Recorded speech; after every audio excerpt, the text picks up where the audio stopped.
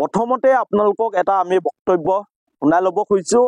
এয়া চাওক, বিজেপি নেতা তথা প্ৰাক্তন বিধায়ক, প্ৰাক্তন আলফা নেতা কুশল দুৱৰী, যাক আমি জয়ন্ত হাজৰিকা বুলি জানো।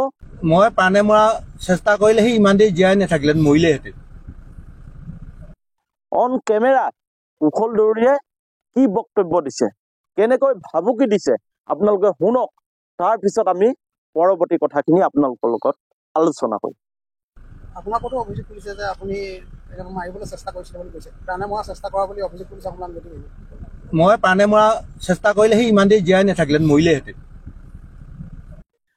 শিৱসাগৰ গৌৰীসাগৰ ব্লকত যোৱাকালি বিজেপি কৰ্মীয়ে চৰকাৰী আঁচনি চেক বিতৰণৰ সময়ত ৰাইজ দলৰ সভাপতি তথা বিধায়ক অখিল গগৈ ডাঙৰীয়াৰ উপস্থিতিত যি অবাঞ্ছনীয় পৰিৱেশ সৃষ্টি কৰিলে, সঁচাকৈ এয়া গৰিহণাযোগ্য।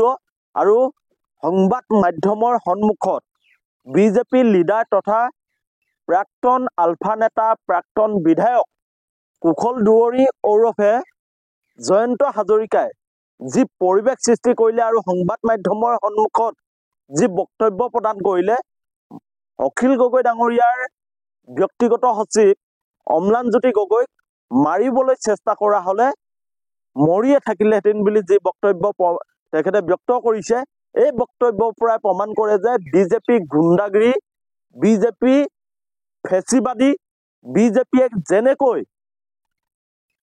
অন্য দল সংগঠনবোৰক আক্ৰমণ কৰি তেখেতলোকৰ হাতৰ মুঠিত ৰাখিব খোজে আৰু গুণ্ডাগিৰিয়ে তেখেতলোকে সমাজখন জয় কৰিব খোজে, এই কথাবোৰ প্ৰতিপন্ন হৈছে। আৰু শিৱসাগৰ গৌৰীসাগৰ ব্লকত যি অবাঞ্ছনীয় অপ্ৰীতিকৰ যি পৰিৱেশ সৃষ্টি কৰিলে, ইয়াক আমি ৰাইজ দলে তীব্ৰ গৰিহণা জনাইছো, ধিক্কাৰ জনাইছো। আৰু মুখ্যমন্ত্ৰীগৰাকীক আমি দাবী জনাইছো যে বিজেপি নেতা তথা প্ৰাক্তন বিধায়ক কুশল দুৱৰী ওৰফে জয়ন্ত হাজৰিকাক অতি শীঘ্ৰে গ্ৰেপ্তাৰ কৰক। তেওঁ মহিলাৰ ওপৰত আক্ৰমণ কৰিছে, অখিল গগৈ ডাঙৰীয়াৰ ব্যক্তিগত সচিব অম্লানজ্যোতি গগৈৰ ওপৰত আক্ৰমণ কৰিছে আৰু সংবাদ মাধ্যমৰ সন্মুখত কৈছেগে যে মই মাৰিবলৈ চেষ্টা কৰালে মৰি থাকিল হয়। দুৰ্ভাগ্যজনক, ইমান সাহস। আজি অসমত কি পৰিৱেশ পৰিস্থিতি চলি আছে? মুক্ত মনে মানুহক হত্যা কৰিব পৰা ভাবুকি কোনোবাই দিব পাৰে নেকি? নে বিজেপিৰ বাবে এয়া সম্ভৱ? বিজেপি নেতাসকলক মানুহ হত্যা কৰিবৰ কাৰণে, মানুহ মাৰিবৰ কাৰণে লাইচেঞ্চ দিয়া আছে নেকি? মুখ্যমন্ত্ৰী ডাঙৰীয়া, আপুনি উত্তৰ দিয়ক। মুখ্যমন্ত্ৰী ডাঙৰীয়া, আপুনি শিৱসাগৰত আপোনাৰ বিজেপি দলৰ নেতাই চৰকাৰী আঁচনি চেক বিতৰণৰ সময়ত যি পৰিৱেশ সৃষ্টি কৰিলে, ইয়াৰ বাবে দায়ী কোন? আজি চৰকাৰৰ আঁচনিসমূহ বিজেপি দলৰ ব্যক্তিগত টকা নেকি? আজি চৰকাৰে যিসমূহ অনুদান দি আছে, যিসমূহ হিতাধিকাৰী সৃষ্টি কৰি আছে, এই সকলোবোৰ ৰাইজৰ টকা।